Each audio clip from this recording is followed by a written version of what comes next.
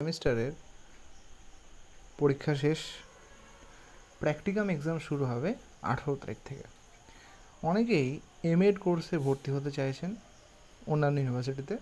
আমাদের ইউনিভার্সিটিতে পরীক্ষা 18 তারিখ, তাই আমাদের ইউনিভার্সিটিতে সেরকম কোনো চান্স নেই।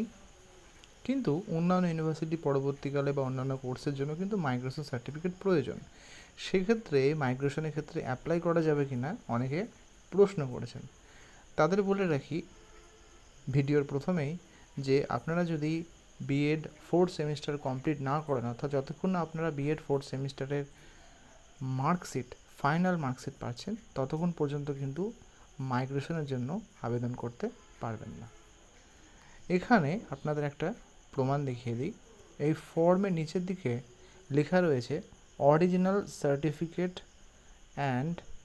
Original registration certificate and original marksheet অবশ্যই কিন্তু নিয়ে যেতে হয়। তাই বুঝতেই পারছেন আপনারা কিন্তু এই মুহূর্তে এলিজেবল নয় যতক্ষণ না পর্যন্ত আপনারা 4th সেমিস্টারের ফাইনাল মার্কশিট হাতে পাচ্ছেন ততক্ষণ পর্যন্ত কিন্তু আপনারা অ্যাপ্লাই করতে পারবেন না। যখনই আপনারা মার্কশিট পেয়ে যাবেন তখনই বিস্তারিত এই যে ফর্মটা ফিল আপ করে আপনারা কিন্তু মাইগ্রেশন পেতে পারেন। এই ফর্মটা কিন্তু অলরেডি আমাদের গ্রুপে দেওয়া আছে। আপাতত কিন্তু আপনারা আবেদন করতে পারবেন না। আশা করি এই ভিডিওটা আপনাদের একটু হেল্প করবে। যদি ইনফরমেটিভ মনে হয় তাহলে অবশ্যই লাইক করতে এবং সাবস্ক্রাইব করতে ভুলবেন না। ভালো থাকবেন, সুস্থ থাকবেন, ভালো রাখবেন।